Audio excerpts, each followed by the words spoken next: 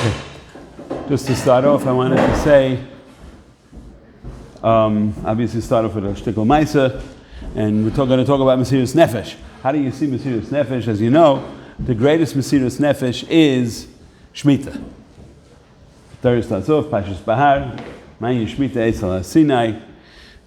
I went last year to tour, 2 years ago, to tour the Shemitah farms, and you see the Mesiras Nefesh, and the really pshutei the farmers, and that the Mesiras Nefesh that they have, not to work a farm for a whole year, is nervayim. But just to tell you one ma'aseh, sometimes people get certain nisyanis in life that they don't realize why they have it, and then later, obviously, it's begilui. Sometimes it's a yisurim type of nisayin, and sometimes it's a shvach. So there's a ma'aseh that they say over that there was a girl in Vienna. She was in a frum family, a good family, and she had the most phenomenal voice, and she was an expert musician. And when she graduated high school or whatever it was over there, so she was recruited by the Vienna Opera that she should be the big star. So she didn't know what to do. She came from family, and based off that it's passage for ladies to sing, certainly in the opera. Today already it's accepted, ladies singers for ladies or whatever. Maybe it's not accepted, I don't know, but people do it. But either way, in those days it was klar v'detog, not accepted. So, and also it was kalisha, and then you hang out with all types of people. You know, all the singing stars of today, like certainly in the Goyish Welt, are definitely not people that we want to emulate and stuff like that. So there was, on the other hand, they told her, listen, we never took a girl from any of your places and you'll be rise to super fame and money and all thing. The taivas olam hazeh is ein l'shayir. And she's zicha, she should sign up, she'll get a big contract, she'll be set for life. They didn't know what to do. So finally the girl decided, she told her parents, I decided I have an opportunity, I'm going to go with the opera, nothing to discuss. So of course they were tzubrachim, but they decided one thing. There's a Grace Rebbe coming to town. I think they said it was the Kapishnitzer Rebbe from before the war. He's coming to town. Just do us one last favor, come see him. So she agreed. She said fine. So she went into the Rebbe, and the Rebbe tells her, talks to her for a little while. She's pretty stubborn. Then he tells her, he says, I'll make you a promise that if you're makabel on yourself to not honor or tear up the contract from the opera and keep Shabbos regular, I promise you, you'll have a child, and that child will be a shining light to Gans Klal Yisrael. So Maisa, she accepted the psak, and it's bavos to Maisa, this Maisa, and she had a child, and the child turned out to be Reb Shmuel Vosner. And Reb Shmuel Vosner, that's all. And she was, they said that when he was a young boy, she used to schlep into Cheder. She says, the Rebbe said, I have to make you into a Gadol Adar. So she schlepped him and she pushed him like crazy. And Itaka grew up to be from the Gedolei Adar. The lesson is, Rebbeinu Shalom gave her a talent. Not to explore the talent, but to defeat the talent. To defeat the taiva. There's other stories. There was a basketball player. His name was Tamir Goodman from like 15 years ago. Also, Mesiras Nefesh, he kept Shabbos, he didn't do anything. It was a tremendous Kiddush Hashem. This Pashas that Rebbeinu Shalom gave this guy the talent to be a great basketball player, just that he showed the Welt that basketball is not where it's at, but it's the Shmiras Shabbos, the Kiddush Hashem that he can make from it. On that note, it says, "Vayidav Hashem al Moshe bar Sinai leimo yadaber al bnei Yisrael v'amata aleim ki zavoyu el haaretz asher ani nosin lachem v'shav haaretz Shabbos l'Hashem." Right? Tremendous Mesiras Nefesh. What are we learning from here? How did the last parsha end off? Mekalel, right? Why are we going from Mekalel now to Shemitah? Right? Here we saw somebody went against the Rebbeinu Shalom, so he had to get Misa. And now we see that all of a sudden we're jumping over to Shemitah. Rashi says, "Ma'in Shemitah Eisel Har Sinai," right? So he said, "L'an kol shekol proteiseho v'dikdukeo," just like you have it by here, you have it by every single mitzvah. Ma'isa, when Klal Yisrael does Averis, when there's a Mekalel, so it's matish koicha shel hashchina. The Shechina goes down in koiches. How do we reignite the koiches of the Shechina? That happens from Shabbos. Shabbos, as you know, there's a yichud between Klal Yisrael, which is the Malchus, and it goes all the way up to Abba Ve'ima. It goes to the highest level of the Zivug. Now, where does Shemitah really fit in? It was bothering me for a long time. We know we have a Shabbos day that we keep, Issa Malacha, right? And then we have a Shabbos of Shemitah that we keep.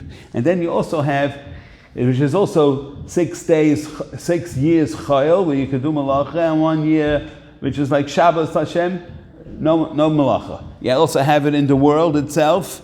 You have 6,000 years of Chayil, and 1,000, and then the 7th year is already Yemaisa Mashiach. So Sefer Yetzirah says, he breaks down pretty much the way Rabbi Shalom set up the world. He breaks it down into what's called Ashan, which is Olam, Shana, Nefesh.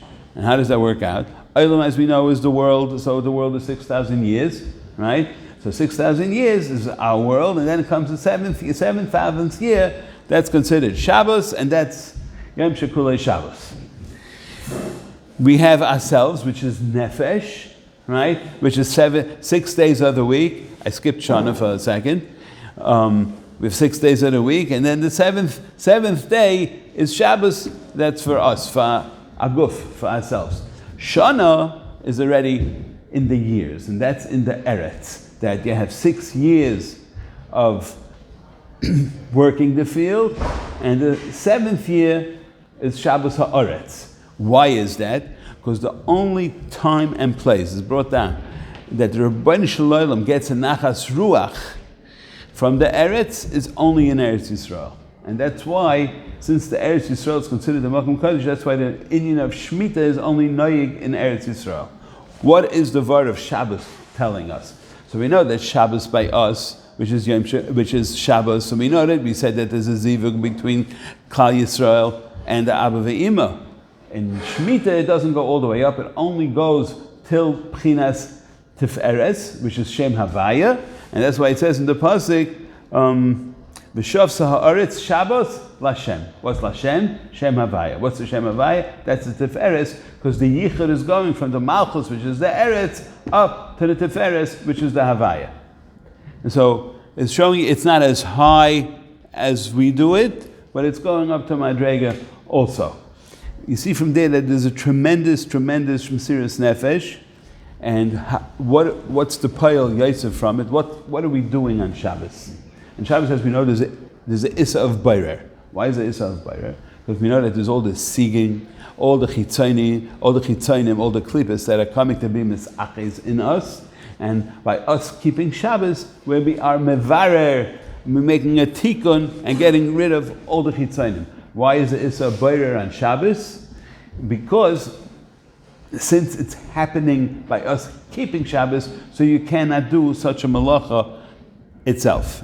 That's what it says. So, so since we're seeing that the whole malacha is to get rid of all the sigim, so what happens by Shemitah? What aren't we doing? We're not pulling the weeds. We're not taking away all the psilas. Right? That's the Ikka Avodah that we have to do. It grows itself, right? But you have to get rid of all the things and make it grow to do the right thing. This is Zelbadach on Shabbos. That's why there's the Issa Malacha on Shabbos, because since we're rising up to the Madrega of Abba Ve'ima, and there is considered Yom Shekulei Shabbos, there are no Chitzonius on that level. So therefore we can't, if we do an act of Beirer on Shabbos that we keep, it's showing that we're not makir the great Madrega that we reach. So therefore, we don't do any melacha to show that we are reaching such a high Madrega where it's not necessary to do anything, everything will happen on its own. Al Tanai, of course, that we have to be the ones who are keeping Shabbos. I want to stretch it a little bit. We have coming up Lag BaOmer. Lag BaOmer is not considered Yom Shekulei Shabbos, but it is a day of what has in common that it's a Hamtokas Hadin.